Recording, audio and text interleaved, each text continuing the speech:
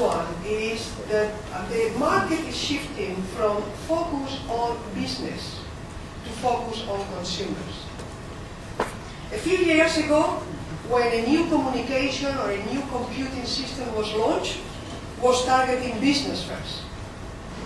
Now, everybody focuses on consumers. So every new product launch, and you can then, all the new ones we have been seeing recently are really targeting consumers.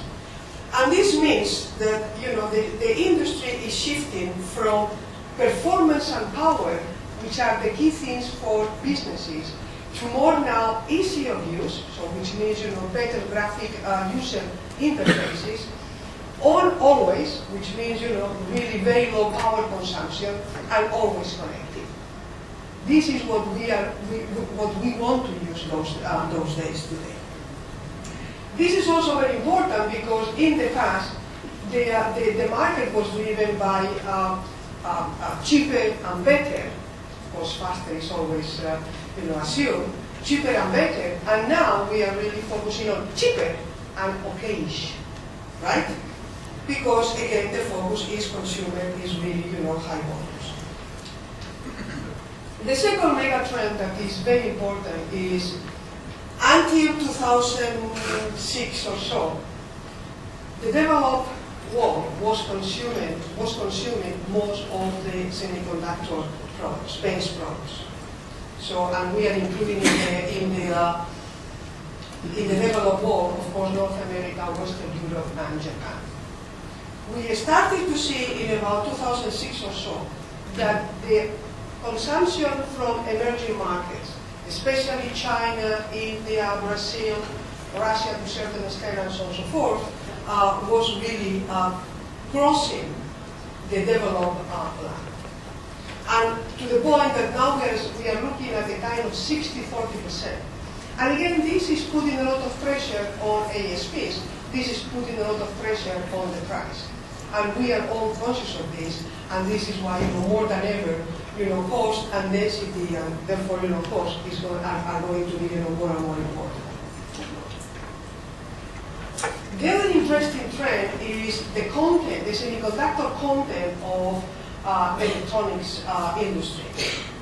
So what you have here is the ICs, the semiconductor, as part of the bill of materials of electronics in average.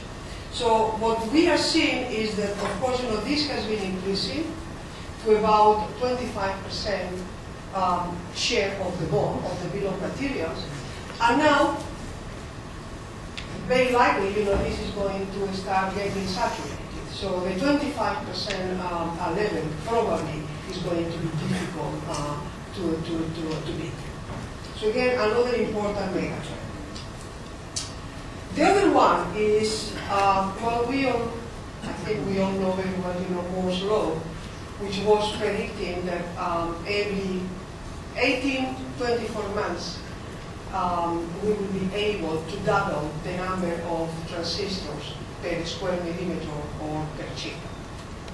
What you have here is the 18 months curve, the 24 months curve, and then yes, you can see that every new node have been just between those two. You have here a bit of a cliff, which was the 0.13 node introduction, 0.13 micron introduction, which was difficult in the industry. Here, this is where we are today, about the 28 nanometers node. And the forecast is that, likely this is going to also, slow down. We are still talking about 20 nanometers. We have recently talked about introducing working already on 20 nanometers. We are talking about the 40 nanometers. We are talking about 7 nanometers. Beyond this, we will have probably, to find new breakthroughs. Otherwise, it's going to be difficult to maintain the Moore's law. So another interesting megatrend. And all this is leading to what is the overall growth. So the industry, the whole semiconductor industry has been enjoying good growth in average, low 2 digits growth, year-on-year growth. As we have said already this year, we expect this 22+% growth year-on-year. We expect that the following years is going to be middle single digit. Although, again, this is a trend, and hopefully we will be able to find breakthroughs that will change those trends.